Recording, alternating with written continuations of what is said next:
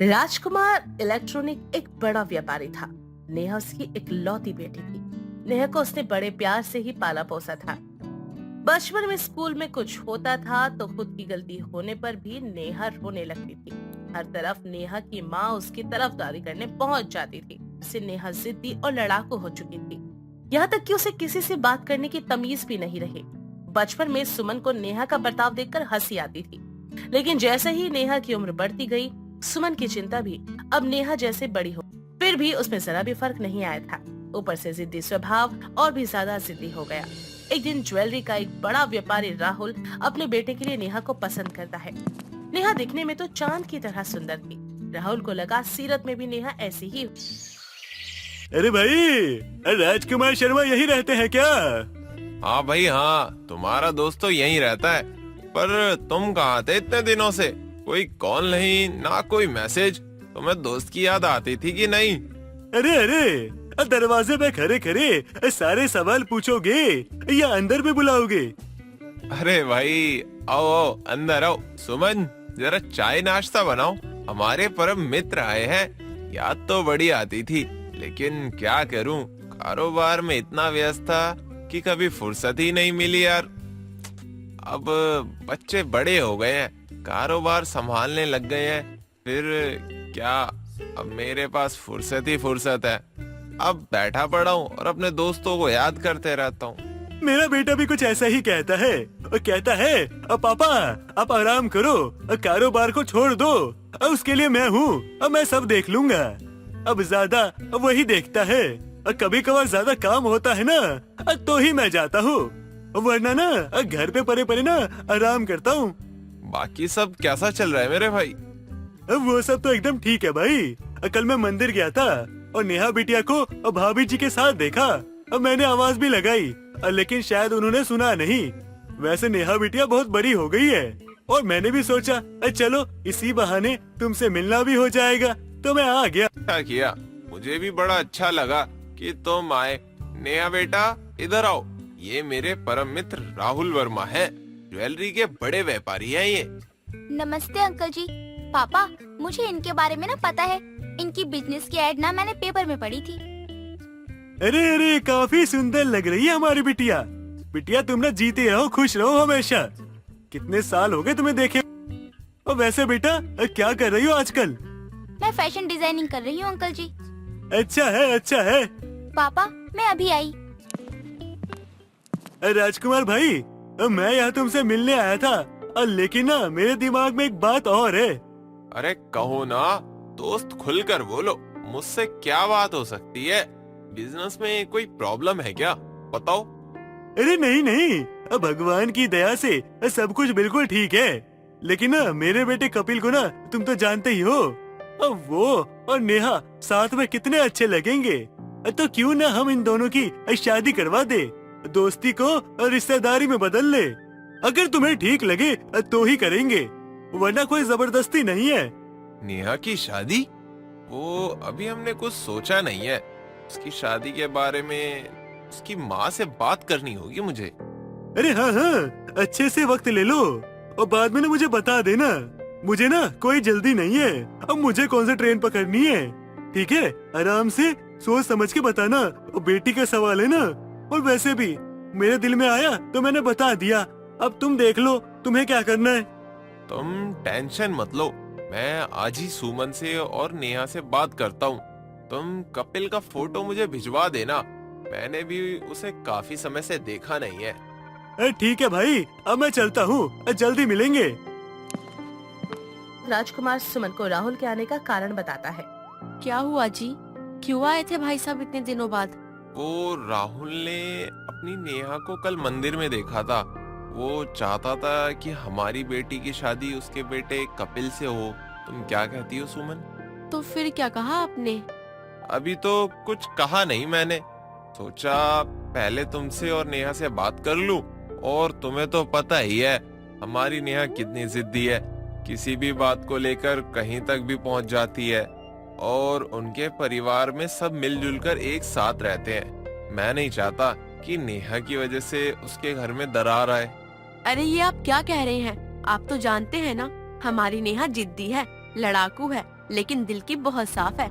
मुझे भी उसकी चिंता होती है, लेकिन ऐसा भी लगता है कि जब उसकी शादी हो जाएगी ना तो वो सयानी हो जाएगी। तुम सही कह रही हो, देखते हैं उससे बात करके एक बार। क्या चल रहा है मम्मी पापा? किस बारे में बात हो रही है? कुछ नहीं बेटा, अब तुम बड़ी हो रही हो, तुम्हारी पढ़ाई भी हो गई है, तो हम सोच रहे थे क्यों ना बाकी सारी लड़कियों की तरह तुम्हारी भी शादी हो जाए। मुझे नहीं करनी अभी शादी। बेटा आज नहीं तो कल शादी तो करनी ही होगी। तुम्हारे लिए बड़े अच्छे रिश्ते आ रहे हैं। आज ही तुम्हारे पापा के दोस्त अपने बेटे का रिश्ता लेकर आए थे। उनका ज्वेलरी का व्यापार है, घर भी काफी बड़ा है और उनके घर के लोग भी काफी अच्छे हैं। वो अंकल जिनसे मैं सुबह मिली थी? हाँ बेटा। लेकिन शादी होगी तो मुझे इस घर से जाना होगा। मुझे नहीं लगता कि आप लोगों के बिना मैं रह पाऊंगी। हमारा परिवार कितना छोटा है और उनका परिवार कितना बड़ा है। काफी सारे लोग रहते हैं उनके घर में। इतने लोगों के साथ मैं कैसे रह पाऊंगी? बेटा हर लड़की को शादी से पहले ऐसे ही लगता है, लेकिन शादी होते ही एक पराया घर लड़की अपना लेती है और वही की हो जाती है। तुम्हें समझ भी नहीं आएगा। तुम कब उनके घर की हो जाओगी, उनके घर को अपना लोगी। हम दोनों ना, जैसे हमेशा हम दोनों हर बात में तुम्हारे साथ खड़े रहते हैं ना, वैसे ही हमेशा तुम्हारे साथ खड़े रहेंगे। तुम चिंता मत करो। की तस्वीर आएगी, तुम देख लेना अच्छे से और सोच समझकर अपना जवाब देना। हमें कोई जल्दी नहीं है। ठीक है पापा, मैं देखती हूँ। अगले दिन राहुल अपने ड्राइवर के हाथ कपिल की तस्वीर राजकुमार के घर भेजता है। थोड़े दिनों में नेहा अपना जवाब घर वालों को दे देती है। नेहा शादी के लिए तैयार हो जाती है। अगले कुछ ही महीनों में नेहा और कपिल की शादी हो जाती है। नेहा बेटा, आज से ये अगर तुम्हारा है तो उसको अपना समझो। जी पापा जी। अरे तुम्हारे पापा बता रहे थे तुमने फैशन डिजाइनिंग की है। जी पापा जी। अरे तब तो तुम्हें गहनों के बारे में भी ना काफी जानकारी होगी। अच्छा एक काम करना, जब तुम्हारा मन ना लगे ना तो ऑफिस में आ जाना, तुम्हारा मन थोड़ा बहल जाएगा। जी पापा जी। नेहा नहीं थी तो उसकी जेठानी रेनू हर वक्त उसे संभाल लेती थी, उसकी हर गलती को छुपा लेती थी। लेकिन अब तो नेहा को आदत पड़ चुकी थी गलतियां करने की, क्योंकि उसे पता था कुछ भी हो जाए रेनू दीदी तो सब कुछ संभाल ही लेंगे। और एक दिन रेनू नेहा की उन गलतियों के बारे में बताती है। नेहा तुम नई थी इसलिए मैंने अभी तक तुम्हें कुछ कहा नहीं। मुझे लगा था शादी के दिन जैसे ही बीतेंगे तुम में बदलाव आएगा, लेकिन तुम्हारी शादी को कितने महीने हो चुके हैं, तुम में जरा सा भी बदलाव नहीं आया। कोई भी काम ठीक से करना नहीं आता। अब जैसे रोटियां बना रही हो तो उसे सही से सेक नहीं रही हो। अरे ऐसा खाना कोई नहीं खाता है, किसी को अच्छा नहीं लगता है। दीदी अब आप जानबूझकर गलतियां निकाल रही हैं मुझ में। आपको अच्छा नहीं लगता होगा ना कि घर में सब मुझसे कितने अच्छे से बात करते हैं, पापा जी मेरा कितना ध्यान रखते हैं। आपको ऐसा लगता होगा ना कि मेरे आने से आपकी इम्पोर्टेंस खत्म हो गई है, इसलिए आप मेरी गलतियां निकालती जा रही हो। अरे ऐसी कोई बात नहीं है नेहा, मैं तो तुम्हें सिर्फ समझाना चाह रही हूँ ताकि तुम घर का काम सही समझ जाओ और माँ जी को तुम्हारा काम पसंद आए। और तुम्हारे आने से इस घर में मेरी जो जगह है वो कभी नहीं बदलेगी। इस बात को अपने दिमाग से निकाल दो। और तुम्हारी छवि इस घर में मैं क्यों ही खराब करूँगी, मुझे इससे क्या मतलब। मैं तुम्हारी गलतियाँ सिर्फ इसलिए निकालती हूँ ताकि तुम्हें सुधार सकूं। क्या हो गया तुम दोनों को? बाहर तुम्हारे झगड़े की आवाज ना मंदिर तक आ रही है। अरे क्यों इतनी एक दूसरे से ऊंची आवाज में बात कर रही हो? अरे कुछ नहीं माँ जी, वो मैंने नेहा से कहा कि रोटी अच्छे से सेकना तो उसे बुरा लग गया। नहीं माँ जी, दीदी आपको बेवजह ही कुछ भी बड़ा चढ़ाकर बता रही हैं। पर सच में सही कह रही है वो। तुम रोटियां कौन सी अच्छी बना लेती हो? अरे जापान का नक्शा बनाती हो तुम सीधा, वो भी आधी कच्ची होती है आधी पक्की होती है। और रेनू ठीक तो कह रही है, तुम्हारे काम ना आधे अधूरे होते हैं बस। माँ जी अब आप भी दीदी की बातों में आ गई। इस घर में मुझे कोई समझता ही नहीं है। अब मैं ये सारी बातें अपनी माँ को बताऊंगी। मैं कल ही उनको बुला लेती हूँ और उनके साथ यहाँ से चली जाऊंगी। नेहा रोने लगती है। अरे नेहा चुप हो जा बेटा, क्या हो गया, इतना मत रो। अरे तुझे जो भी आता है जैसा भी आता है ना वैसा बना दे, हम उसी में ही खुश हैं। चुप हो जा बेटा। अब बाकी तुझे जो काम नहीं करना, ये रेनू है ना किस काम की है, ये कर लेगी तेरा काम। रेनू खबरदार, तूने इसको कुछ भी कहा किसी भी काम के लिए। मुझे माफ कर दो नेहा, अगर तुम्हें मेरी बात का बुरा लगा तो आज से मैं तुम्हें कुछ नहीं कहूँगी। पूजा रेनू को डांट रही थी, ये देखकर नेहा बड़ी खुश हो जाती है। ऐसे ही कुछ दिन बीत जाते हैं। पहले नेहा से नादानी में गलतियां हो रही थी, लेकिन अब तो नेहा जानबूझकर गलतियां करने लगी थी और नेहा की गलतियां कम होने का नाम नहीं ले रही थी, बल्कि दिन प्रतिदिन वो बढ़ती ही जा रही थी। गलतियां करना, तमाशा करना और अपनी माँ को बुलाने की धमकी देना, ये सब तो अब डेली का काम हो चुका था। हर बार ऐसा ही होता और वो सुधरने का नाम नहीं लेती, बल्कि वो तो और भी ज्यादा लड़ाकू और जिद्दी हो चुकी थी। और झगड़े के कुछ दिन बाद नेहा, आज तुम्हें कहीं बाहर जाना है? मैं दिन भर घर में ही तो रहती हूँ, कहाँ जाऊंगी? तुम कभी सीधे मुंह जवाब दे नहीं सकती। माँ पापा मंदिर गए हैं, भाभी मायके गई है और मुझे और भाई को काम से शहर जाना है, तो शाम तक घर वापस आएंगे। तब तक तुम ये गहने संभाल के रखना, शाम को एक पार्टी आने वाली है। अच्छा, तो आज आपकी माँ और भाभी नहीं है ना, इसलिए आप ये काम मुझे सौंप रहे हो। आप तो मुझ पर भरोसा नहीं करते थे। अगर आप मुझ पर भरोसा करते ना, तो हर वक्त माँ और भाभी नहीं करते रहते, जैसे कि मेरी इस घर में और आपकी लाइफ में कोई इम्पोर्टेंस ही नहीं है। ऐसा नहीं है नेहा, तुम मेरी लाइफ का बहुत महत्वपूर्ण हिस्सा हो, लेकिन माँ और भाभी को ये काम करने की पहले से आदत है। तुम अभी नई हो, इसलिए तुम्हें कोई जिम्मेदारी नहीं दी, लेकिन लगता है ये मौका सिर्फ तुम्हारे लिए ही आया है। आज तुम्हें ये जिम्मेदारी दी जाती है, अच्छे से निभाओ और साबित करो कि तुम एक जिम्मेदार पत्नी और बहू हो। ये लो गहने, इसे संभाल के रखना, मैं चलता हूँ। कपिल अपनी बात नेहा को अच्छे से समझाकर वहाँ से निकल जाता है। तभी नेहा को उसकी दोस्त खुशबू का फोन आता है। अरे कहाँ है आजकल? तेरी शादी क्या हो गई? तू तो दोस्तों को ही भूल गई। अरे ऐसी कोई बात नहीं है, दिन भर घर के काम चलते हैं, वक्त मेरे तो कभी कभी ऑफिस चली जाती हूँ। सच कहूँ ना, मेरे लिए मेरे पास ही समय नहीं बचता।